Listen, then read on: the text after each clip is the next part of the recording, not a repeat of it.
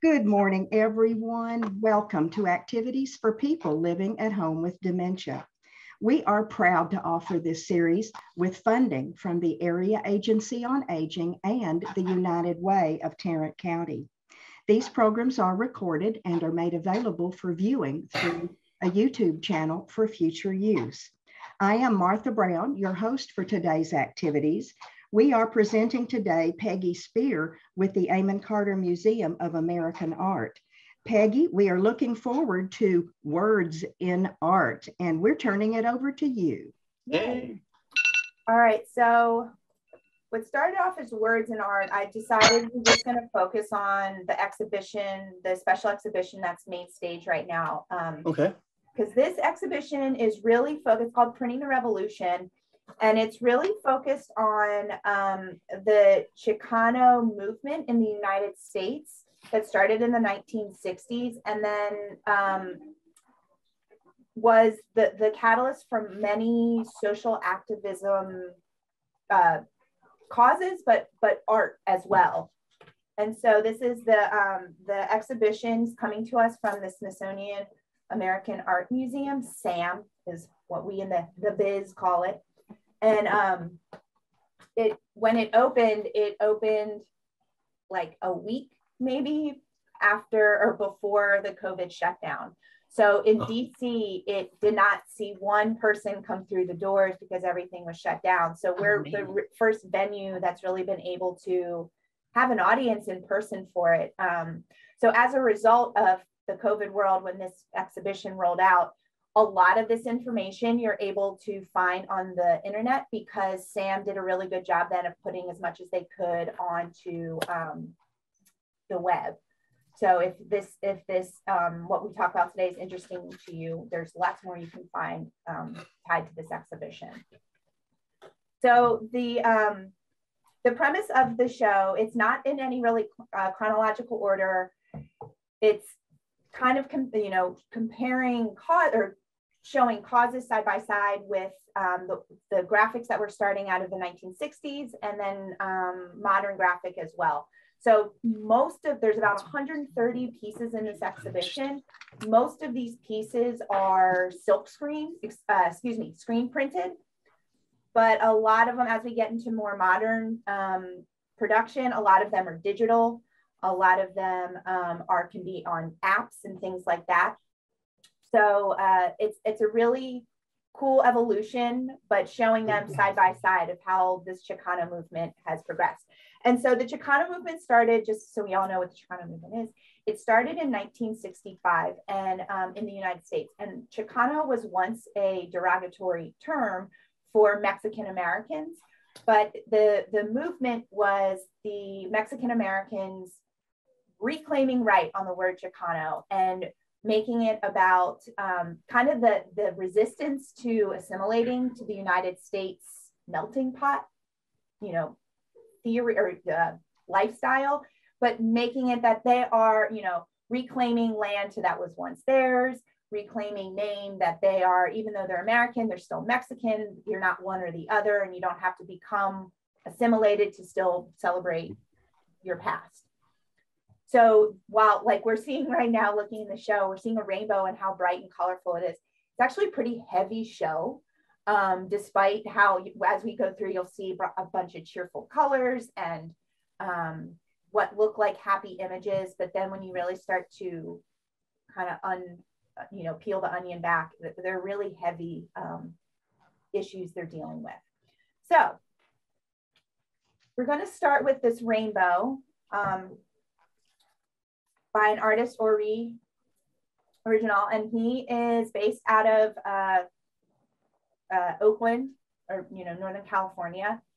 And this is a contemporary piece, and it's called Justice for Our Lives. It initially started as something that was on the web, and as you can see, justiceforourlives.com. But he's done these printed murals in different places, depending on what the venue is. So here he put it on wheat paper, and you can see where the reflection of the light on where the paste was, kind of like he grew up in LA and was in the graffiti art scene, tagging, and then, you know, a lot of mural art has moved to this paper. So then eventually, you know, it can come down if things change or artists are showcased and things like that. So he's using that kind of the graffiti art method of hanging this mural on gallery walls. So can you, I know it's small, but can any of you see generally what is being depicted? Faces. Faces with names? Portraits with names, yes. Mm-hmm. So here's a detail. Oh, neat.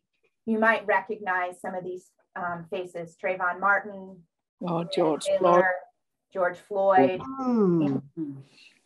So these are all of the people that you're seeing in this mural. There are 100 different faces of people who have been killed by police brutality in the United States.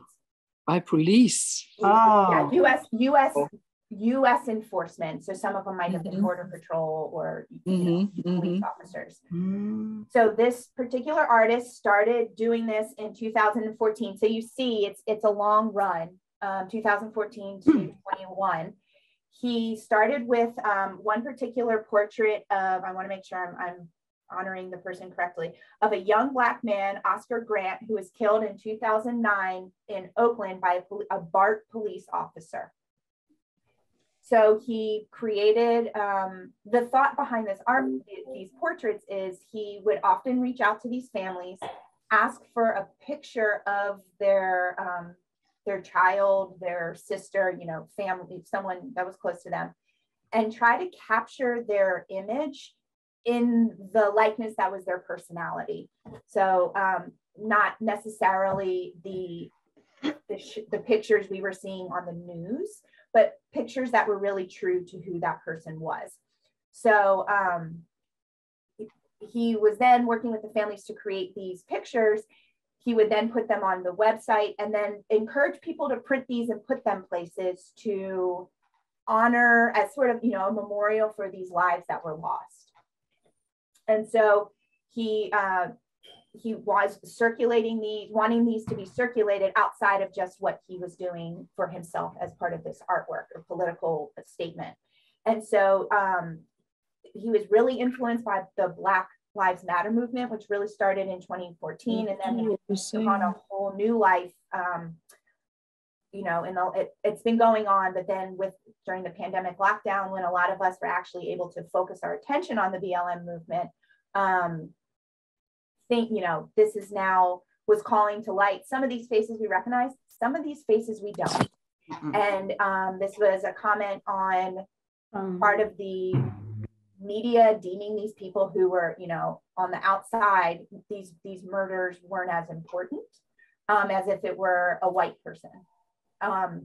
So it's not just Black people, it's Native Americans, it's Latinx, it's transgender, it's migrant. These are, while we know a lot of the BLM stuff, you know, is focused on Black Lives Matter, of course, there are other faces we're seeing who fall into these marginalized groups, and that some of you might remember in the last few months, Native American abductions have become more and more prevalent because this was something that was never really talked about because they were a group that was not the focus of the news. So this is what he's really trying to do, is celebrate the lives of these people, but really call out like the problem with police brutality. So Peggy? Yes. Is there something associated with this exhibit that goes through who each one of these people are? No, so you can go to the website, the Justice for Our Lives, and you can learn about, there's a little bit of a biography on each of the people who are depicted here. And so it's 100 people. The families know that this was being done. And so the hope is to circulate and to let other people know what's going on. Even when there isn't a media coverage of it, this is happening every day.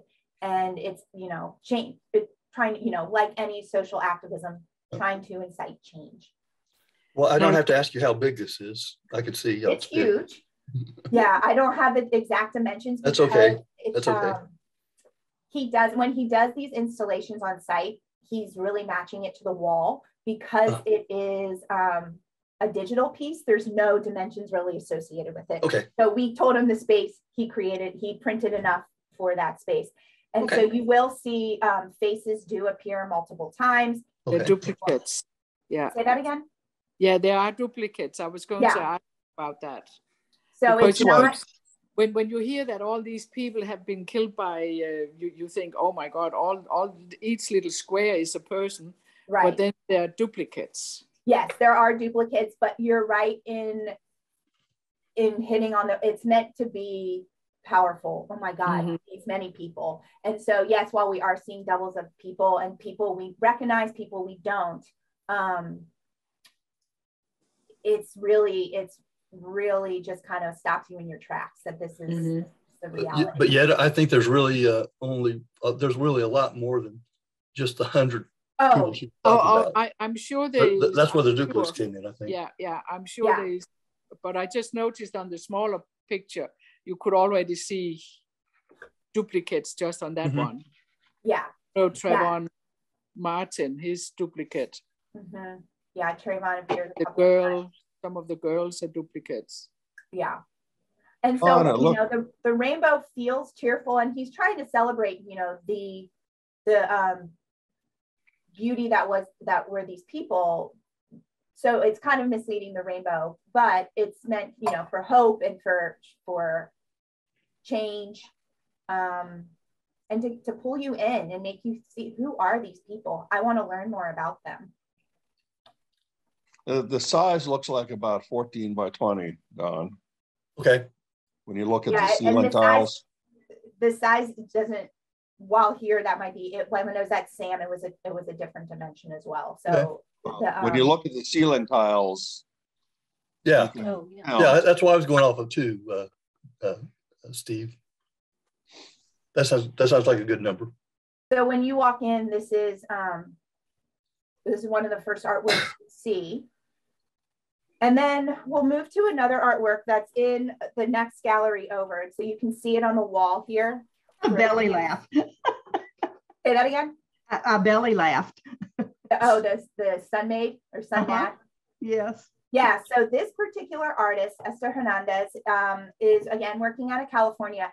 And as you're looking at this, you're probably thinking a lot of like the psychedelic posters or the Haight-Ashbury in San Francisco when posters were being made for social activism. This is a lot of where this stuff is actually happening too, in California, in Northern California specifically. So this particular artist grew up in closer to LA, ended up graduating high school and then moving up to the Bay Area in San Francisco, and decided to go to college and get her degree. I think it was in anthropology, but while she was there, really started making artwork with a social activist slant. And so this particular poster, it's a screen print, was a comment on the grape growing processes by major corporations and the kind of the unethical way they were treating workers and treating the environment. So I'm sure you all remember what Sunmaid looks like. Yes. Just very much like that. It's not a good commercial. Right. So, okay, so this Sunmaid, everybody recognizes Sunmaid. I mean, so much so that in the Smithsonian, the hat that this woman is wearing was actually based on a real person. That hat is in the Smithsonian next to part of the original American flag and Dorothy's red slippers. I mean, this is like, this is part of America's fabric. So, she's working with a iconography. She's working with images that people recognize out of the gate, okay? Which is smart. And this is what a common theme in the Chicano movement. They're working with images that people already know. Uncle Sam, the Virgin of Guadalupe, other images that America, Sunmaid, that Americans who are not in you know, in the Latinx Chicano circles would recognize, because they're trying to incite change outside of themselves. Yeah, when I first saw this, I thought the skeletal one, I thought that it probably had something to do with the Day of the Dead. And You're right. You're right. It does. So we've talked about Posada before. We've looked at some of his artworks.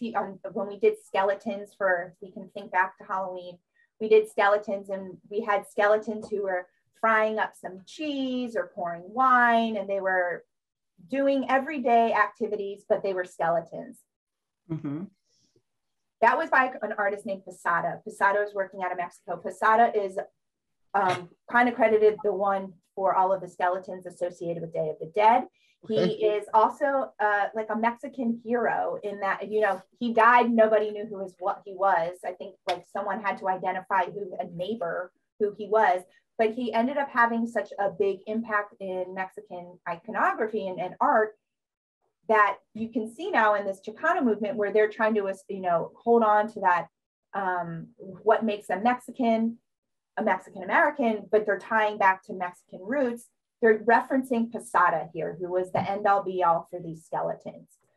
So there is that Day of the Dead reference because of the Mexican artist Posada. So she's referencing him, but she's also referencing the death associated with commercial grape farming. yeah. So her grandparents moved to California from Mexico during the Depression to grape farm. So she has a personal connection to it. She grew up in the area. The grape farm that they worked for was one of the farms that collected grapes for Sunmaid. So they were directly then working for that company as harvesters. During that time when she was in Southern California, because of the pesticides being used, there was water contamination, soil and food contamination because of those pesticides. So people were dying, but it was very much downplayed. It was not, you know, people think, oh, we're eating these naturally grown, you know, on the original box, it doesn't show it here. It says naturally grown.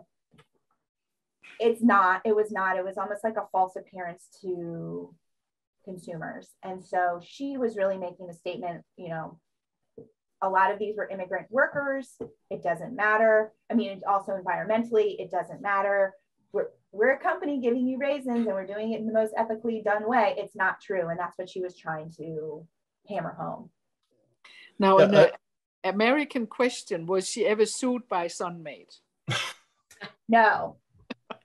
I know. We're a litigious bunch, us Americans. Yeah. Not that I could find. This was not ever, I mean, I know it's appropriation, which is then a whole other interesting thing where she's taking an image and making it into something different. But no, she was not. This was part of a political, you know, so okay. It wasn't something that she was sued for. Okay. It was probably all true. Say that again? It was probably all true. Oh, yeah. And then so she has the other Sunray too, and those are another commentary on basically the destruction of lives and land that this company was making. So, and she was she's a key figure in the civil rights movement in the Chicano Revolution, and she was, you know, doing it both for human right but also environmental right. So now you guys might look at Sunmaid differently if you ever see it in the grocery store. Mm-hmm. Eat them every day. Do you really? Yeah, and this woman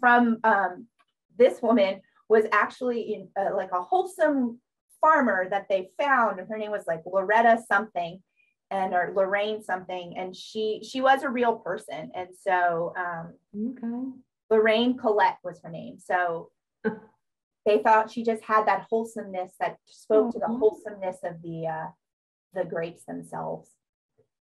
All right, so we're leaving corporate commentary to this portrait. This was made, or this screen print, this was made earlier than the last one.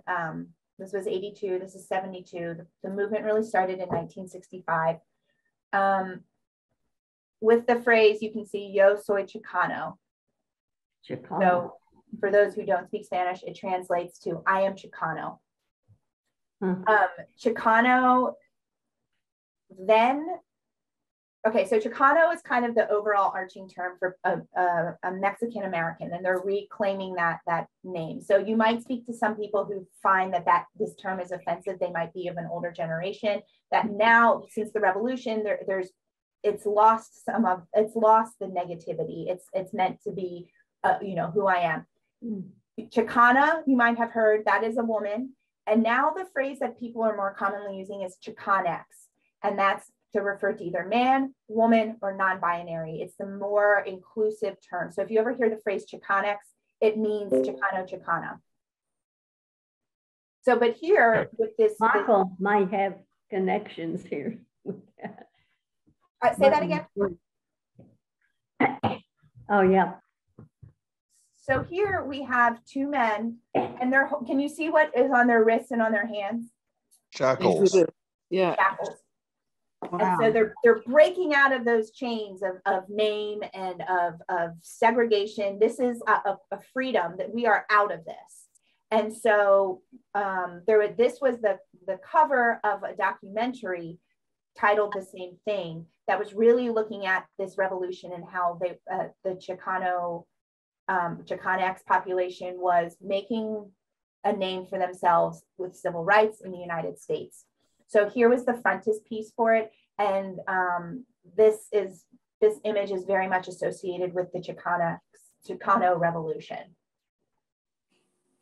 And it's showing that shift of consciousness from we know what people think or how people have labeled us, and now we're moving away from it. So it's almost like an affirmation, a motto, something you say to yourself, yo soy Chicano, but it's also a call for action. Like, all right, this is our chance. Let's change what this means and take ownership of it.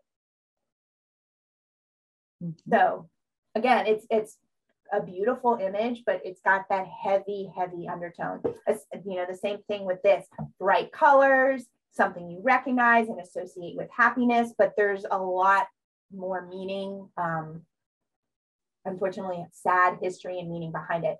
And that's what's pretty beautiful about this show, is that it's, really tuned to social justice for the Chicano movement, but it's within this artwork, it's focusing on civil rights, labor, anti-war, feminist, LGBTQ+. So, groups that are marginalized or groups that don't always have a voice. And this is giving Americans a new way to think about US history, because often we only think about the Anglo-American story. And there's so much more to it than just what we're taught at school. So this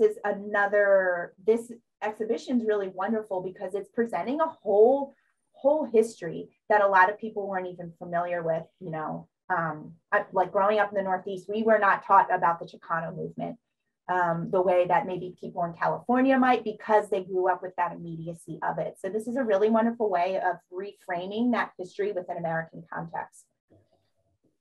Yeah, I always thought that Chicano was something that was specific to Chicago, and I thought about the West Side Story, and I thought that's probably not right. So no, and those are Puerto Ricans, which again, that's right. Then the distinction within Latinx and Latino, there are certain names used for certain locations of where descent is from. So Chicano is strictly Mexican. Okay. And so you can see very bright wall, very happy colors, but you can see on the far right, that's where that poster landed. That's a great wall. It's that wall color, it's to die for. Yeah. That guy on the left doesn't look too good. Over here? Yeah. So that's the Virgin of Guadalupe. Oh, Virgin of Guadalupe. Okay. I thought somebody was operating on him. I thought so too, Don. I thought it was opening up his chest. Yeah. it looks very medicinal or very medical, anatomical. Yeah. Yeah. No, it's Guadalupe, again, something that Mexicans know very well, but we also know that image just because of the iconography of Mary. But that the Virgin Mary is often used a lot to, because she is the toughest of the tough. When you think about Mary and what she did and how she lived, this is an example of people now reframing Mary in almost a feminist light or whatever is speaking to their agenda. And there's one image which I love, I don't have it in this presentation. The Virgin Mary of the Guadalupe is karate kicking out of her aura. She's karate kicking, ready to fight. So there's some really cool pictures of Mary in this exhibition. All right, we got one more.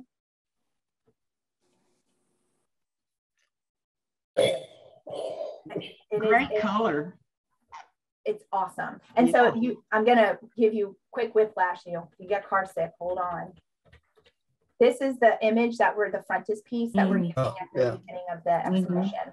Does anyone, if you are a Mexican history buff, does anyone recognize who this man is? It's what's his name? Che Guevara? No. No. Who's the guy that put the workers together? No, this is a Cesar Chavez. No, but you're no, he's earlier than that. Early 1900s. Yeah. Yeah. I wasn't here. It was before my time. I've seen movies about him, but I can't remember his name right now. His followers were Zapatistas. Does that give you a help? This is Emiliano Zapata. Zapata. Okay. So he was he was the revolutionary in Mexico that he led the Mexican Revolution from 1910, and he was assassinated in 1919. The revolution ended in 1920. And he is the face associated with Mexican freedom. I mean, he is an icon for Mexicans, for change, for revolution. And so his face is the symbol of change, of freedom. And so it makes sense then if we're reappropriating images of things that mean something to Mexicans, but putting them in an American light. But then two, if we're wanting change in the United States, what better face to use than someone who enacted change in Mexico? And for this group, that's who that was. So this was really going on to they were called neo-Zapatistas. I'm saying it right. Zapatistas. That it was the new group of them that were now in the United States and really trying to protect their rights as an immigrant or as, Chicano, a Mexican American. And so you can see this was the frontispiece for a calendar that was created in 1970 or created for the year 1977. And can you read what the lettering says right here? Well, isn't it that Rifa and then calendario, just like you have it up there? Yes. So here it says Rifa. Rifa. And Rifa is slang for we are the best. So they were this confidence, this insertion of authority about their own people, about this group was new, and they were owning it and they were making it. And so there was, like we have in other movements or, changes that were for political or social reasons, there's always phrases. This was one of those phrases for that change, Rifa. He almost looks like the commercial with this guy for coffee that comes riding on a donkey or something. Oh, yeah, the Colombian coffee guy. Yeah. Oh, that's a Colombian guy. Okay. Yeah. So Peggy, what's the significance of the color? I think, I worked at the Denver Art Museum, and we had a really amazing psychedelic posters collection from California. And I just think it was like part of the time that, you know, these are being made in California, where like people are experimenting with art, and civil rights and social activism was hot, hot, hot. And so people were just being creative in how they were doing it. I don't think there's much color associated. It might be tied to, you know, there's purple, which could be the bleeding of the red, white, and blue with the green and the red and the white of their flags. I mean, there's different takes I'm sure you could put on it. But to me, it just feels like this was a really cool poster, and it grabs your attention. Okay. You know? Yep, it does.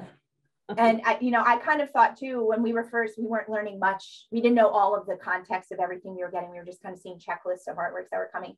It sort of reminded me of the Obama posters that when Obama was in running for office, of hope and then change, or change and then hope, you know, where it was the very red, white, and blue portrait of Obama.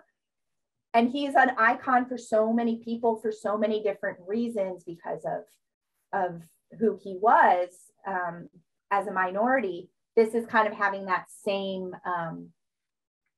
vibe for me, where people knew who this man was, and he freed so many people because of his social activism. Glad you mentioned that, because somewhere in the back of my mind it was trying to itch about something political. Thank you. Yeah, so he was very much a political figure in the 1910 to 1920, and he continued to have that effect as change continues to happen. This is one of those icons that people will continually reference in now, in the 70s, and, you know, moving forward. So it was a lot of me talking at you today, because this is a genre we have not really spent much time with. But have any of you ever made posters or done any shirts, or, you know, if you've marched, have you ever made social political activism signs that you can remember? No. Softball teams, baseball teams. That's all. Baseball, yeah. No one made anything for marches or for protests or things like that. No. Yeah. I wore the pink hat for the day after the election, but that wasn't a poster. But it was a statement. I mean, that's again something that was an icon that, you know, people knew what you meant if you wore that hat, or all of the women wearing white suits during, you know, different State of the Unions. I mean, there's things carry meaning, and not everybody knows the meaning, but if you know, you know. Yes. And so that's what we're seeing in a lot of these things, these posters that really speak to change and justice and policy. I guess like the t-shirt from the Alzheimer's Association. Yeah. Yeah, that's it. Exactly. Yeah. Exactly. I posted a picture of this on Facebook, Peggy, of all of us in this wall. Oh, how cool. Yes. Well, this is on view for a while. They just did there's a coffee shop north of town called Cafe Azul, and we just had our community outreach manager organize with the artist himself a version of this that children painted on a wall. So now it's at that or, you know, we pasted onto a wall, so that is there if you're out in the wild and you see it. That was something that we're now partnering with local organizations to call attention to this artwork. I think somebody's mowing. What would we do without artwork, Miss Peggy? Man, isn't that the question? Yeah. So I will leave you with those heavy thoughts to think about, but you know, something we have all experienced in different realms of our life with protism and social activism and things like that. Next week, we're keeping it light with bunnies. We're going to be just in time for Easter. We're going to look at some rabbits. So really big shift, but I hope you all enjoyed today's talk. And if you do get a chance, look at this exhibition online. There's some really great videos of the curator from Sam talking about it, details of the artwork. So if this was of interest to you, please give Printing the Revolution at Google, and you'll find all the things you want to find. Thank you, Peggy. Thank you very much. Thank you. Bye, Peggy. Bye-bye. Bye. I'll see y'all next week. I missed you. Please. Okay, bye, Beth. Bunnies Bunnies. are coming. Yes, bunnies are coming. Okay, well, that was Peggy Spear with Artful Moments. Excuse me. At 11:30 today, Tony Palos will come with his piano. He did some really explosive stuff yesterday for us at 10:30. Mm-hmm. He's upping his game. Mm-hmm. And Nia moving to Heal with Emily today at 1:30. Then tomorrow we have Frog Bingo 3 times.